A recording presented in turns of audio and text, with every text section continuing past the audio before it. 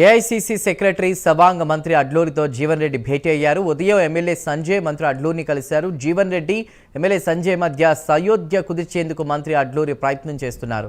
ఇరు వర్గాల మధ్య సయోధ్య కుదిర్చే బాధ్యతను మంత్రి అడ్లూరికి అప్పగించారు సీఎం రేవంత్. ఇక ఈ నేపథ్యంలో తన వర్గం కౌన్సిలర్లతో ప్రత్యేక బస్సులో ప్రజాభవన్ చేరుకున్నారు జీవన్ రెడ్డి. తన వర్గం వారికే చైర్మన్ పదవి ఇవ్వాలని కోరారు. ఇదే అంశంపై మన డీటెయిల్స్ మా ప్రతినిధి అజీం అందిస్తారు.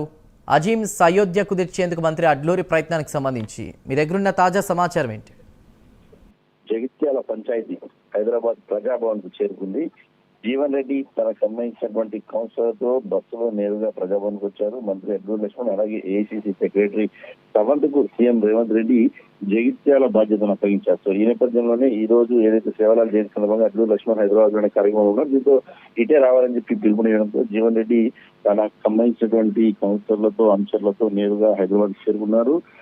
సవంత్ ఏఐసీసీ సెక్రటరీ సవంత్ తో అలాగే అడ్లూరి లక్ష్మణ్ మంత్రితో ఏదైతే జీవన్ రెడ్డి సుదీర్ఘంగా చర్చించారు. చర్చించిన తర్వాత బయటకు వచ్చి మీడియాతో కూడా మాట్లాడడం కూడా జరిగింది. మీడియాతో మాట్లాడుతున్న సమయంలో కూడా చాలా కీలకంగా రెండు అంశాలు చెప్పారు. ఏదైతే లోపలికి వెళ్ళేటప్పుడు మనం మాట్లాడేటప్పుడు ఏ అంశాలు చెప్పారో అవే అంశాలు. పార్టీ కోసం పనిచేసిన వారికి ప్రాధాన్యత ఇవ్వాలని కోరుతున్నాను. పార్టీ ఎలాంటి నిర్ణయం తీసుకున్నా కట్టుబడి ఉంటాను. పార్టీ జెండాను మోసిన వారికి పదవులు ఇవ్వాలని కోరుకునేవాడిని. నా ఆలోచనలను సూచనలు పరిగణలోకి తీసుకోవాలని చెప్పాలని ఏదైతే చెప్పినట్టు తను చాలా స్పష్టంగా చెప్పారు. అయితే తనకి ఇచ్చిన 16 బీఫామ్లు మాత్రమే, కానీ అందులో 9 గెలిపించుకున్నట్టు కూడా తను చాలా స్పష్టంగా చెప్పారు.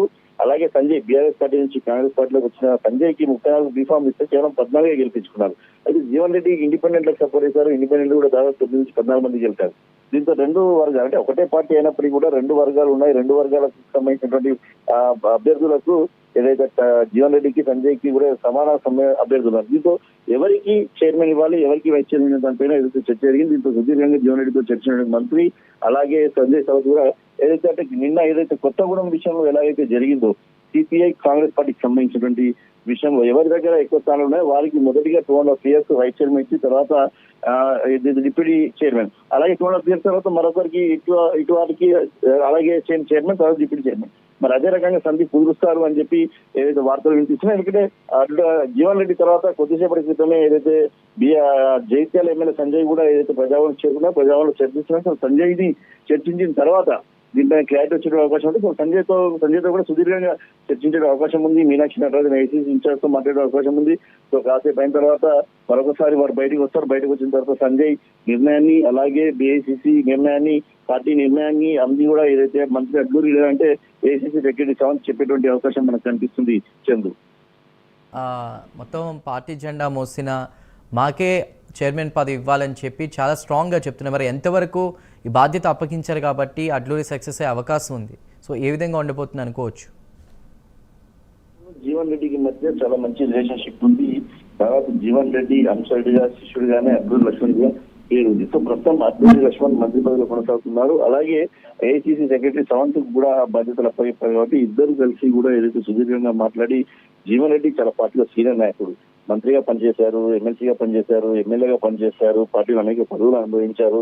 సో వాస్తవానికి జీవన్ రెడ్డికి మొదటి నుంచి కూడా బీఆర్ఎస్ నుంచి కాంగ్రెస్ లోకి వచ్చినటువంటి సంజయ్ ని వ్యతిరేకిస్తూనే వస్తున్నారు. సో ఈ నేపథ్యంలోనే బీఫామ్ ఇచ్చేటువంటి సమయంలో అలాగే జరిగింది. కేవలం జీవన్ రెడ్డికి 16 ఇస్తే అక్కడ 34 ఇవ్వడం కూడా జరిగింది. సో ఈ నేపథ్యంలో ఖచ్చితంగా అడ్లూరి లక్ష్మణ్ అయితే ఇప్పుడైతే మాట్లాడించే ప్రయత్నం చేసినప్పుడు ఉదయం అయితే జీవన్ రెడ్డిలో కొంత సానుకూలత కనిపించింది. పార్టీ ఏ నిర్ణయం తీసుకున్నా పార్టీ నిర్ణయానికి కట్టుబడి ఉంటారు. ఎందుకంటే జీవన్ రెడ్డి పార్టీ లైన్ తోనే ఉంటారు ఎప్పుడు కూడా. సో పార్టీ నిర్ణయం కట్టుబడి ఉంటారని చెప్పిన తర్వాత ఏసీసీతో కూడా జీవన్ రెడ్డితో మాట్లాడించినట్టు తెలుసు. సో దాదాపు అడ్లూరి లక్ష్మణ్ సక్సెస్ అయ్యేటువంటి అవకాశాలు కనిపిస్తాయి. ఇద్దరి మధ్య సయోధ్య కుదిరించి ఖచ్చితంగా ఈ ఏదైతే చైర్మన్ డిప్యూటీ చైర్మన్ విషయంలో మొదటగా కూడా ఏదైతే పార్టీ కోసం పనిచేసే వాళ్ళందరూ కూడా జీవన్ రెడ్డి సైడ్ ఉన్నారని ఒక వార్తలు వినిపించిన మన అనుచరులు కూడా జీవన్ రెడ్డి మాటలు పరిగణలోకి తీసుకోవాలని కూడా చెప్తున్నారు. సో ఈ నేపథ్యంలో ఖచ్చితంగా జీవన్ రెడ్డి సానుకూలంగా స్పందిస్తారు అనే విషయాన్ని అయితే అడ్లూరి లక్ష్మణ్ కూడా ఏదైతే చిట్చాట్లో మాట్లాడుతూ కూడా చెప్పిన పరిస్థితి కనిపిస్తుంది. Chandu, thank you.